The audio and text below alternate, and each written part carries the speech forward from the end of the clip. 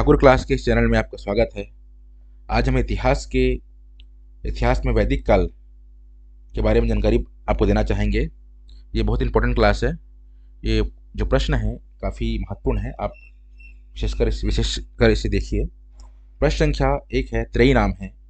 ए है 3 वेदों का, बी है धर्म संघ युद्ध का, सी है हिंदू धर्म के 3 देवताओं का, डी है 3 मौसमों का। दोस्तों बताना चाहूँगा, ऋग्वेद, यजुर्वेद और सामवेद को वेद त्रयी या त्रयी कहा गया है। अर्थात ऑप्शन ए 3 वेदों का ये ऑप्शन सही होगा। Option is correct. दोस्तों प्रश्न संख्या 2 की ओर बढ़ते हैं। किस वैदिक ग्रंथ में वर्ण शब्द का सर्वप्रथम नामोल्लेख मिलता है? ये है ऋग्वेद, बी है अथर्ववेद, सी है सामवेद और डी है यजुर्वेद। दोस्तों जो वर्ण शब्द का उल्लेख मिलता है वो है ऋग्वेद। ऋग्वेद में बताया गया है कि वर्ण शब्द का अर्थ है रंग या व्यवसाय चयन से है। दोस्तों इसका आंसर ऋग्वेद होगा। प्रश्न संख्या 3 की ओर जाते हैं। दोस्तों वर्ण व्यवस्था संबंधित पुरुष सूक्त मूलतः पाया जाता है। ए ऑप्शन है सामवेद, बी है अथर्ववेद, सी है ऋग्वेद, डी है मनुस्मृति और ई है इसमें से कोई नहीं।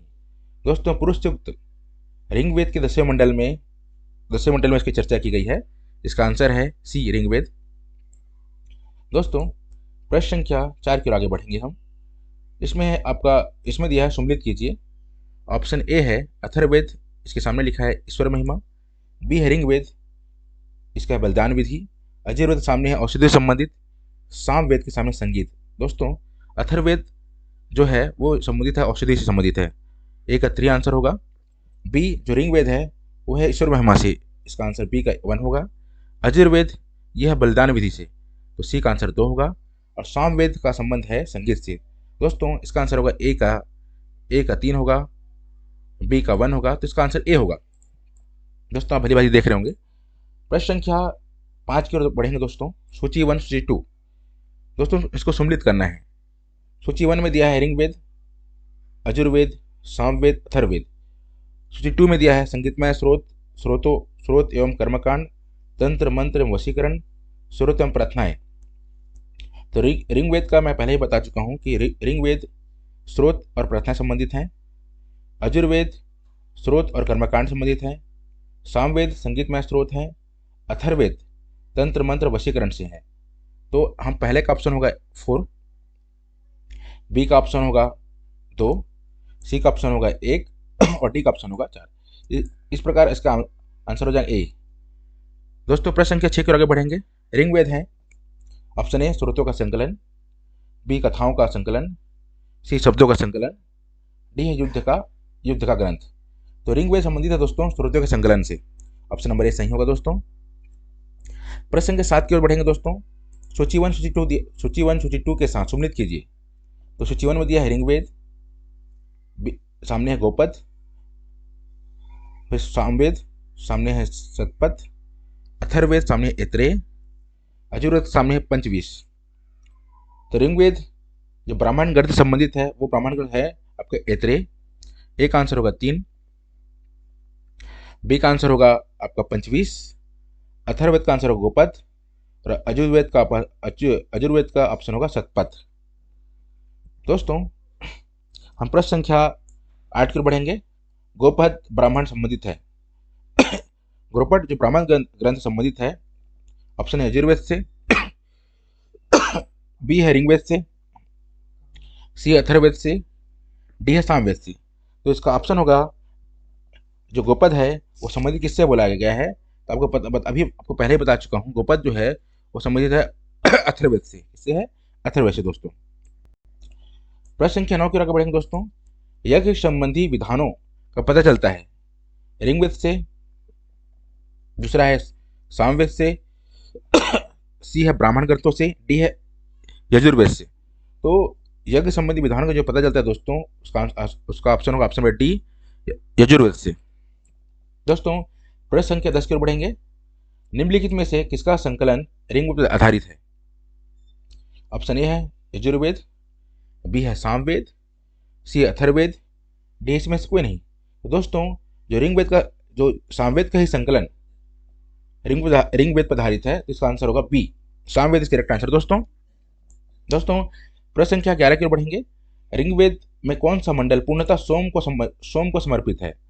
दोस्तों पहला ऑप्शन है 7वां मंडल, बी है 8वां, सी है 9वां मंडल, डी है 10वां मंडल। दोस्तों सोम जो समर्पित है वह है ऋग्वेद के 9वें मंडल से, इसका आंसर हुआ सी। दोस्तों प्रश्न संख्या 12 की ओर जाएंगे। यहाँ पे दिया है दोस्तों उपनिषद पुस्तकें हैं, ए धर्म पे आधारित हैं, बी योग पे हैं, सी विधि पे है, डी दर्शन पे है।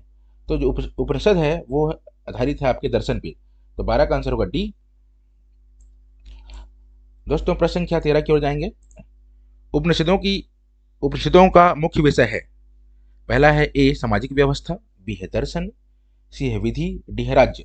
दोस्तों पहले ही आपको बता चुका हूं मैं चर्चा में कि उपनिषद का मुख्य विषय क्या है, दर्शन। ऑप्शन नंबर बी करेक्ट होगा दोस्तों।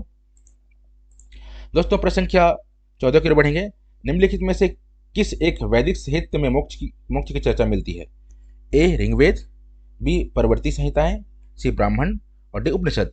दोस्तों वो बताना चाहूंगा वेदों में मोक्ष की चर्चा नहीं की गई है, जो मोक्ष की चर्चा की गई है वह है उपनिषद, इसका आंसर नंबर होगा डी। प्रश्न संख्या 15 की ओर बढ़ेंगे दोस्तों। अध्यात्म ज्ञान के विषय में नचिकेता और यम, सॉरी दोस्तों प्रिंट मिस्टेक है, यहाँ नहीं यम है, यम का संवाद किस उपनिषद में प्राप्त होता है? पहला है वृंदारण्यक उपनिषद, बी है छंदोग्योपनिषद उपनिषद, सी है कठोपनिषद उपनिषद और डी है केन उपनिषद। दोस्तों इसका आंसर होगा सी कठोपनिषद उपनिषद। इसमें यम ने नचिकेता से उपदेश दिया, उन्होंने कहा न इस आत्मा का भी जन्म होगा न कभी मृत्यु होगी। दोस्तों इसका करेक्ट आंसर सी होगा। दोस्तों प्रश्न संख्या 16 की ओर जाएंगे। उपनिषद काल के राजा अश्वपति शासक थे, इसका आंसर है, इसका ऑप्शन है ए काशी के, बी कैकेय के, सी पंचाल की और डी वैदे के। इसका आंसर होगा बी दोस्तों कैकेय के। दोस्तों प्रश्न संख्या 17। ऋग्वेद में निम्नलिखित किन नदियों का उल्लेख अफगानिस्तान के साथ आर्यों के संबंध का सूचक है? ऑप्शन ए अस्कनी, बी पुष्करणी, सी कुंभा या कुंभ, डी है विपाशा या शुद्रही। इसका आंसर है सी कुंभा या कुंभ। प्रश्न संख्या 18 की ओर जाएंगे दोस्तों। वैदिक नदी कुंभा का स्थान कहाँ निर्धारित होना चाहिए? अब पहला ऑप्शन है अफगानिस्तान, बी है चीनी तुर्किस्तान, सी है कश्मीर, डी पंजाब। दोस्तों मैं पहले ही क्वेश्चन बता चुका था आपको कि जो कुंभा है इसका जो उल्लेख किया गया है वह है अफगानिस्तान में, ऑप्शन नंबर ए। दोस्तों प्रश्न संख्या 19 को आगे बढ़ेंगे हम लोग। बुगज कोई महत्वपूर्ण है क्योंकि यह मध्य एशिया, ऑप्शन ए यह मध्य एशिया एवं तिब्बत के मध्य महत्वपूर्ण व्यापारिक केंद्र था, बी यहाँ से प्राप्त अभिलेखों में वैदिक देवताओं और देवियों का नामोल्लेख प्राप्त होता है, सी वेदों के मूल ग्रंथों की रचना यहाँ से भी है, डी उपयुक्त में से कोई नहीं। दोस्तों मैं बताना चाहूंगा ऋग्वेद में यह उल्लेखित है कि बोकज कोई स्थान वैदिक देवी देवताओं का नामोल्लेख को प्रमाणित करता है। ऑप्शन नंबर 20 का सही आंसर होगा दोस्तों हम प्रश्न संख्या 20 पर आगे बढ़ेंगे। सूची 1 और सूची 2 में सम्मिलित कीजिए। इसमें कोड दिए हैं, एक तरफ वैदिक नदियां हैं, एक आधुनिक नाम है। ए है कुंभा, सामने है गंडक, पुष्करणी इधर है काबुल, चंदनीर रावी, सुहद्री सामने सतलज। तो कुंभा का जो प्राचीन नाम था वह काबुल, तो ए का आंसर होगा 2, पुष्करणी का नाम था रावी, एक तो बी का होगा 3, चंदनीर का नाम था गंडक, सी का आंसर होगा 1, सुहद्री का नाम था सतलज, इसका ऑप्शन होगा 4। तो ए का होगा 2, 2, 3, 1, 4 इस करेक्ट आंसर दोस्तों, बी इस करेक्ट आंसर दोस्तों। ये क्लास यहीं हम समाप्त करते हैं। धन्यवाद दोस्तों।